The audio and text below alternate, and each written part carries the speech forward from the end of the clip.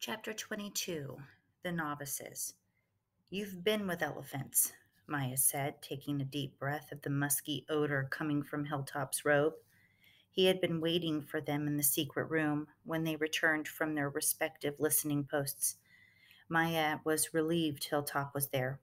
Nick had hardly said a word to her since he'd learned 2 days before that his father was sick. He had also been spending a lot of time in the library, which Maya was furious about. She begged him to stay out of there, but he insisted that he had to find out what was going on. He was putting them both at great risk. Maya's only choice was to listen at the library door while he went through the files inside the vault, writing things down in the little notebook he carried. Perhaps Hilltop could talk some sense into him. Hilltop looked tired, but happy to see them. "Everything is fine here?" he asked. Maya glanced at Nick. Everything was not fine, but she didn't think it was her place to say so, at least not yet. "Yes," Nick said. Hilltop nodded. "I have good news. Colonel Nagiyoshi has called off the search for you. We will leave tomorrow right after everyone at Hawk's Nest has gone to sleep." Maya nearly jumped for joy. It was wonderful to finally be on their way. She looked at Nick, expecting him to have the same reaction, but surprisingly, he was frowning. "I'm not going," he said. "What are you talking about?" Maya asked. He hasn't said a word to her about this. Nick looked at Hilltop. "I can't leave," he said. "My father's sick." "How do you know that?" Hilltop asked. Nick told him about the conversation he had overheard. "I'm very sorry to hear this," Hilltop said after he finished. "But how will you staying here help your father?" "I'm going to turn myself in," Nick answered. "I'll wait a few days to make sure you and Maya are safely away." "I still don't understand." "I'm going to tell the colonel about the passageways in exchange for helping my father." This explained why Nick had been acting so strangely the last few days, Maya thought. "What if the colonel doesn't care about the passageways?" she asked. "Oh, he'll care," Nick said. "I'm going to be waiting for him up in his bedroom, and I'm not going to say a word about how I got there until he promises to help my father. When he does, I'll tell him that you left weeks ago." "And what will you tell him when he asks why you didn't leave with Maya?" Hilltop asked. "I'll say that father promised to come back to Hawk's Nest and get me if the colonel didn't send me to India like he promised. When I heard father was back in Burma, I was confident he would find a way to escape." "You've certainly thought it through," Hilltop said. Nick looked at Maya. "Sorry, I've been such an ass. Ooh, sorry about that word. The past few days. I didn't want to tell you about it until I figured out all the details." He pulled out the notebook tucked into his longi and handed it to her. "This is what I've been doing in the library. When you get to India, you need to give this to my stepfather, Bernard Culpepper. He's an officer in the American Army. You can reach him through my mother at the American Embassy in Calcutta. There's good information in here about what the Japanese are doing in Burma." Nick had spent a lot of time thinking about his stepfather the past couple days. Bernard had not come all the way to India just to help his mother. He was still in the fight in some capacity and would know what to do with the information Nick had gathered. Maya flipped through the notebook. There were maps and notes about the airfield and other Japanese emplacements. Hilltop asked to see it. She handed it to him, and he looked at a few pages. "You've been busy," he said, "but we're not going to India. It's too far overland. We're going to Umphang." "But that's in Thailand," Maya said. "The Japanese are in Thailand." "There's a monastery in Umphang," Hilltop explained. "I have many friends there. They will make sure we are safe from the Japanese." Nick all but ignored the exchange since he wasn't going to India or Thailand with them. "There's a lot more information in the vault," he said, "but what I've written down should be of some use. Maybe you can give the notebook to one of the monks at the monastery, and they can get it into the right hands." Hilltop sighed and put the notebook on the table. "Nick," he said, "there are some flaws with your plan." "Like what?" Nick asked. "Colonel Nagayoshi might execute you for one," Hilltop answered. Nick had already thought of this. The colonel would be furious, but Nick didn't think he would kill him. I'll take my chances, he said. Then there's Bukong, Hilltop continued, who is much worse than the colonel. He will certainly beat you. He's done it before, Nick said. He might beat you to death. I don't think so, Nick said, though he wasn't so sure. Things are about to go very wrong here. The Japanese have not handled things well. People are upset. It's not safe. I'm staying, Nick said quietly. Hilltop let out another sigh, then sat down on the table, at the table. He closed his eyes and rested his head in his hands. He sat this way for such a long time that Nick and Maya thought he had fallen asleep. Finally, he took a deep breath, opened his eyes, and looked at Nick. I guess we'll just have to try to get your father out of that camp, he said. What? Nick thought that maybe he had misunderstood. Hilltop ignored the question and looked at Maya. And while we're at it, we might as well try to free Indaw too. Is that possible? Maya asked, stunned. I don't know, Hilltop answered wearily. The very least we'll do is go to the camp and see how they're doing. You and Nick will, of course, have to stay out of sight, but I should be able to get inside. I wrote down a lot of information about how the camps operate, Nick said eagerly. I'm sure some of that info, Hilltop held up his hand. First, we must get you to the camps without alerting the Japanese. We can travel at night, Maya said. We will have to, Hilltop agreed, but we might still run into Japanese patrols. What I have in mind is a disguise. It won't be perfect, but it should work at a distance. What kind of disguise? Maya asked. You are not going to like it, Hilltop looked at Nick. Nor will you, but it's necessary. He pulled two orange robes out of his bag along with a pair of scissors and a straight edge razor. Maya gasped, knowing exactly what Hilltop had in mind. Nick had no idea what the robes and the instruments meant. Both of us? Maya asked. Yes, Hilltop answered. It's the only way. It will be difficult to explain while I was traveling with a young woman and an American boy. What are you talking about? Nick asked. We're to become novice monks, Maya answered. We have to shave off our hair. And our eyebrows, Maya added. Nick stared at Maya's hair. She had washed it just that morning in one of the pools in the tunnel. Even in the room's dim light, it shimmered like black silk. There must be another way, Nick said, more for Maya's benefit than his own. Hilltop shook his head, and there is more to it than cutting hair. If we happen to encounter soldiers, they will be Buddhists themselves or very familiar with Buddhist practices. To be convincing, you must not only look like novices, you must act like novices. After I cut your hair, I will give you the 10 precepts of the novice, which you must try to follow. Who will go first? I will, Maya said bravely, sitting down in the chair. Hilltop picked up the scissors. Maya's expression changed from courage to worry at the sight of the scissors trembling in the monk's old hands. Perhaps you should let Nick do the cutting, she suggested. Hilltop nodded and gave the scissors to him. Nick's hands trembled too, but not because they were old. He had thought about touching Maya's hair dozens of times, but not like this. Hilltop picked up a bucket and walked over to the trap door. I'll get water. Nick was grateful to be standing behind Maya so she couldn't see how nervous he was. Are you sure you're okay with this? Yes, Maya answered, but she sounded a little nervous too. I would do anything to help get Indaw out of that camp. My hair will grow back. Nick took a handful of her hair and opened the scissors. Just cut it, Maya said. He snipped and nearly cried out when the heavy lock of hair fell to the floor. Hurry, Maya encouraged him. By the time Hilltop returned with the water, Nick had finished most of the scissoring. Maya's hair was piled around her feet like raven feathers. He soaped her head and very carefully started shaving the rest. It took a long time. When he finished, he stood in front of her. The transformation was shocking, but she was still pretty. He wasn't sure she would be mistaken for a boy. She gave him a shy smile. My head is cold. Nick laughed. Are you ready for your eyebrows? She closed her eyes, and he shaved them off. Nick took the chair next.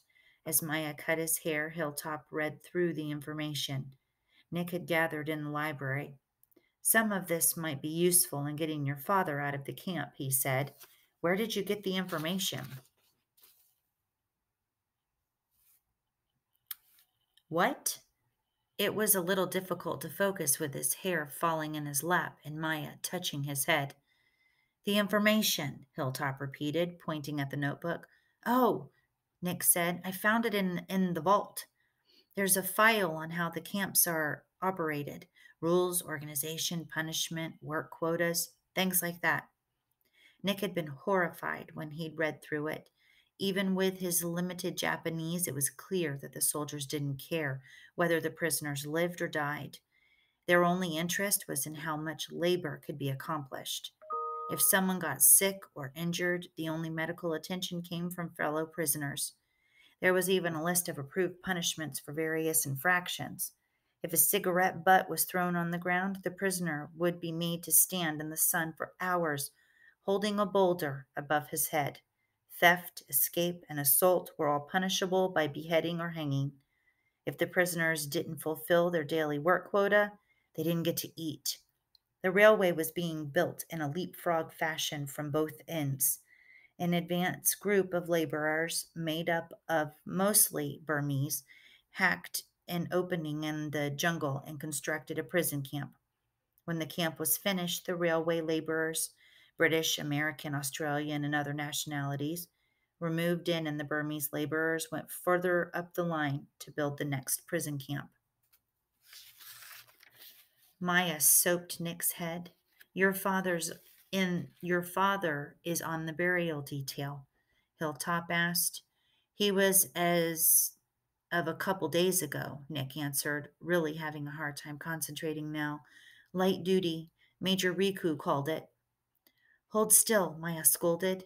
She started shaving the stubble from his skull. When she finished, Hilltop showed them how to put on their robes, then asked them to sit on the ground in front of him.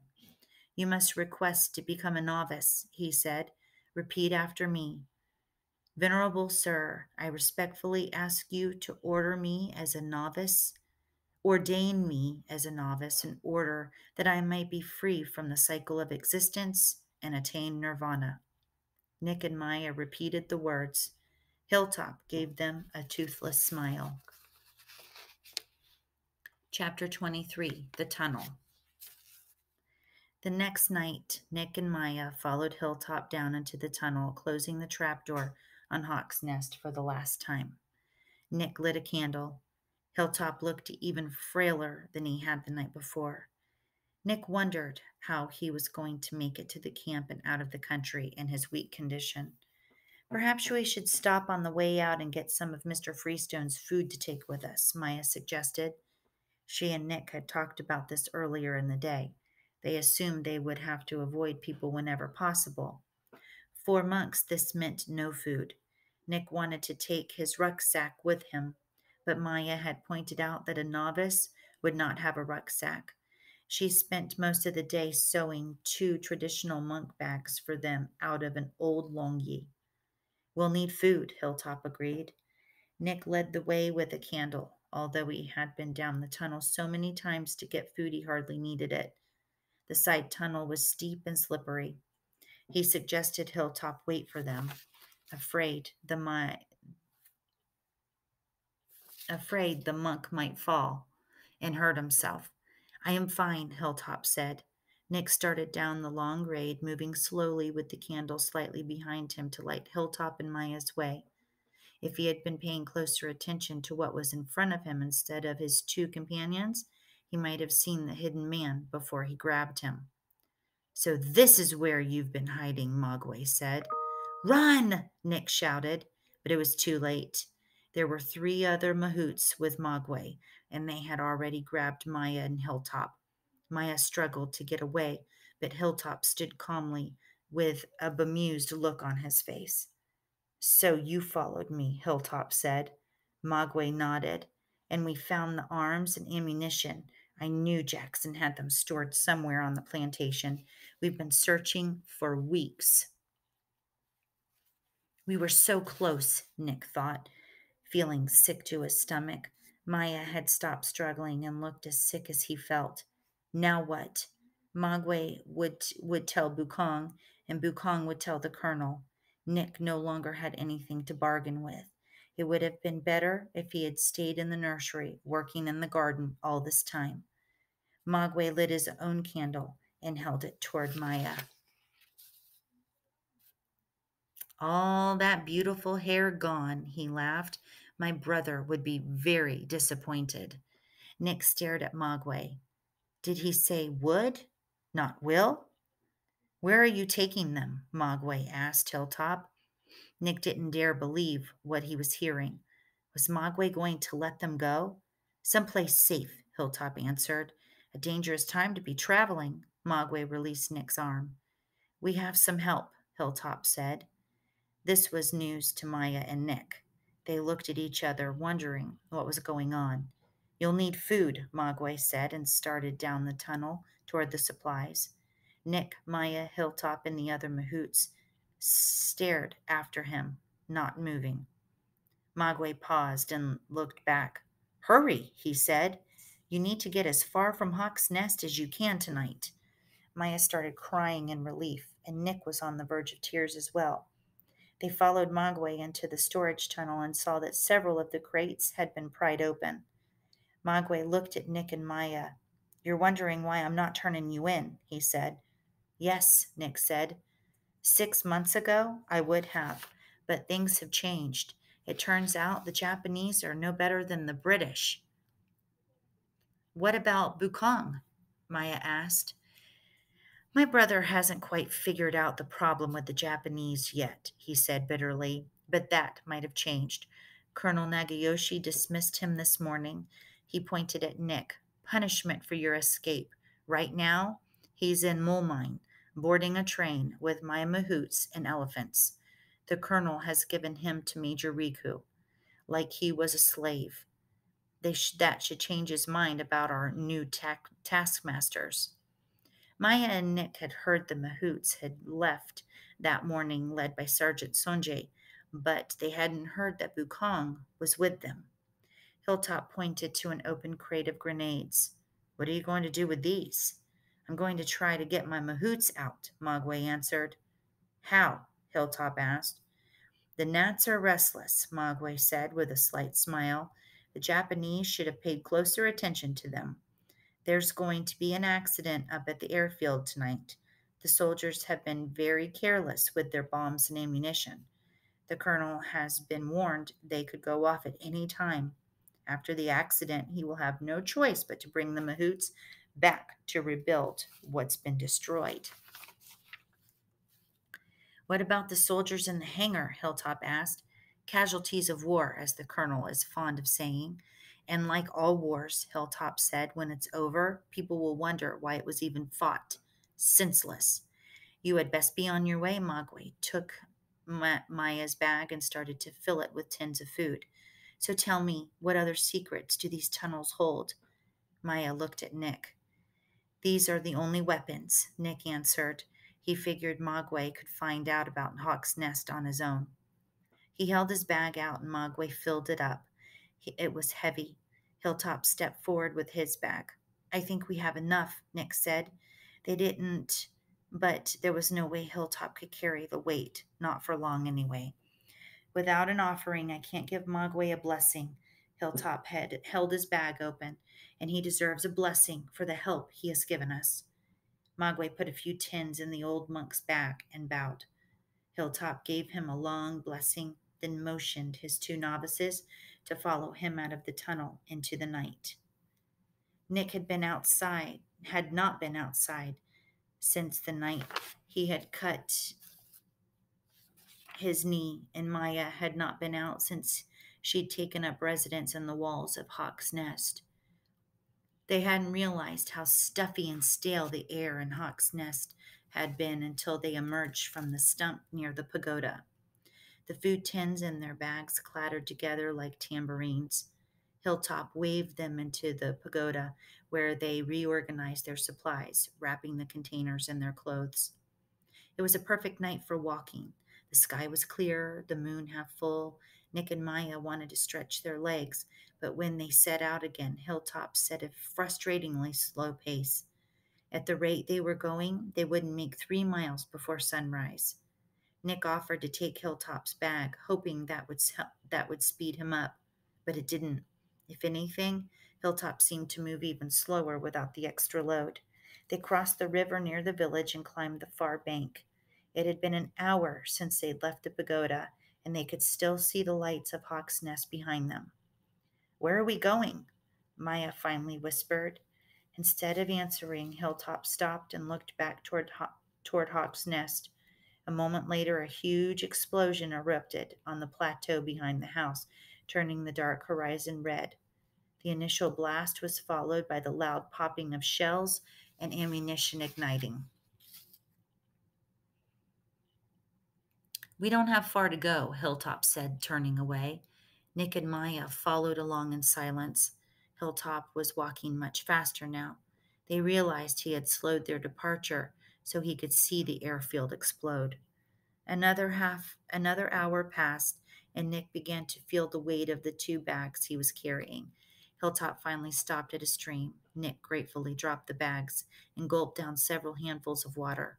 He was doing better than he had during his first trip into the jungle with Maya all those months ago, but it was still difficult, and the sun wasn't up yet. "Wait here," Hilltop said. They watched him walk away, happy for the rest. "I can't believe Magwe let us go," Maya said. Nick slapped a rather large insect that had landed on his neck. "I can't believe he blew up the airfield," he added. By the size of the explosion, Nick was certain soldiers had been injured or killed. He was relieved that Sonji had left that morning with the Mahouts. "Do you have any idea where we are?" he asked. Maya looked around. "It's a little confusing in the dark, but I think we're close to where the training camp used to be." The training camp had been abandoned the day the Japanese arrived. The colonel needed every Mahout to build the airfield. Nick shook his head in disgust. Hilltop was right. The whole thing was senseless. The Mahouts spent months breaking their backs building an airfield, then blew it up after it was finished. Magwe had saved British and American lives, but that's not why he destroyed the airfield. He did it to get half a dozen Mahouts back to the plantation and rebuild the airfield. The sergeant major was right. Family is the only thing that really matters. Nick looked at Maya. And friends, he thought guiltily. His desire to help his father was putting Maya and Hilltop in jeopardy. And they were more than friends. In the past 10 months, they'd been the only family he'd had. "Maybe you and Hilltop should just head out to Thailand without me," he said. "Now, what are you talking about?" Maya asked, exasperated. "I just don't want to see you or Hilltop get hurt because I want to help my father." "I don't see how you could get him out of the camp on your own," Maya said. "And don't forget, we're going to try to free Indaw too. That alone is worth whatever risk and hardship I have to go through." "What about Hilltop?" Nick asked. "He's not in the best shape." "I noticed," Maya said, looking worried. "But Indaw is his great grandson, and your father is like a son to him as well.